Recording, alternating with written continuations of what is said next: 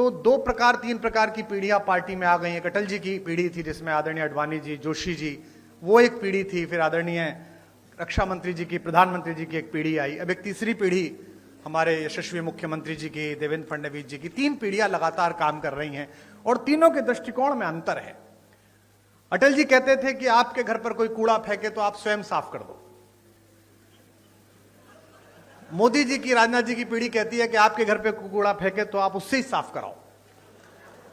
और मुख्यमंत्री जी की पीढ़ी कहती है कि आपके घर पर कोई कूड़ा फेंके तो आप कूड़े को भी साफ करो। आप में से कुछ कम लोग समझे, इसके लिए मैं आपका आभारी हूं। समय की मर्यादा है, सीमा है।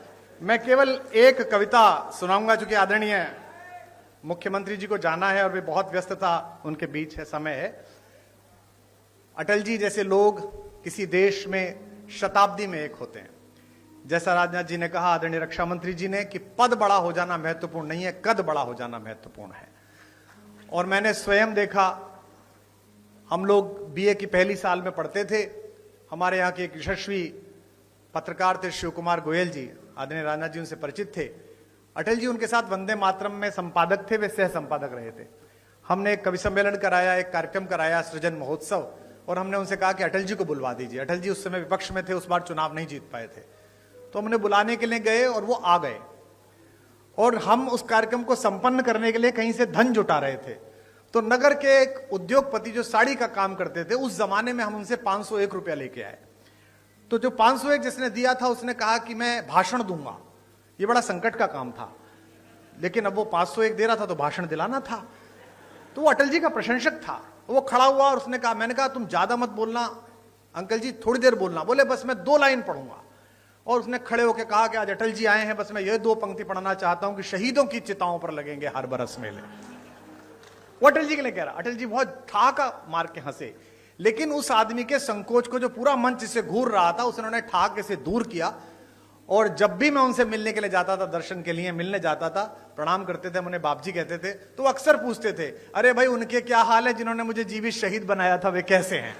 तो वह बड़ा कद होना कि आप किसी बात का बुरा ना मानो, आप सदाशयता से लो। लखनऊ वालों, आपका सौभाग्य है, आपके संसदीय क्षेत्र का सौभाग्य है कि यहां से अटल बिहारी वाजपेयी जैसे कीर्ति पुरुष ने संसद में शोभा बढ़ाई। और आज मुझे अपनी तालियों के बीच यह कहने की अनुमति भी दें कि अगर एक राजनीतिक विचार का विश्वविद्यालय है अटल बिहारी वाजपेयी, तो इस समय भारतीय राजनीति में उनके सच्चे प्रतिनिधि आपके इस समय के सांसद हैं, जो उसके कुलपति हो सकते हैं, जो आदरणीय रक्षा मंत्री जी हैं। मैं एक कविता सुनाकर अपना स्थान लूंगा। आप बहुत दूर से आए हैं, मैं क्या करूं, घर जाऊं तुम्हारे? हाँ? मतलब हद हो गई, ऐसा ही बुलाने वाला ऐसे ही आने वाले।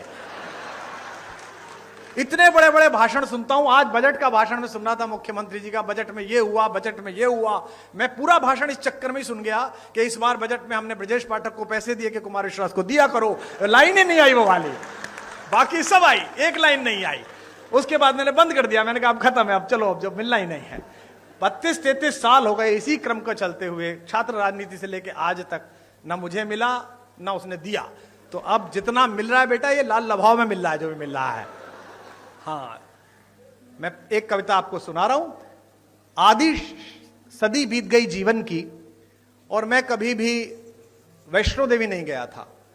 हमारे यहां ये धारणा है कि भगवान जब बुलाते हैं, भगवती जब बुलाती है, तभी जाना पड़ता है, तभी पहुंचना पड़ता है।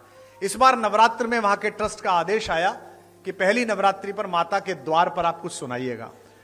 तो मैंने सोचा कि जो भजन चल रहे हैं, जो कविताएं चल रही, उन्हें तो क्या सुनाना, कुछ नया लिखना पड़ेगा।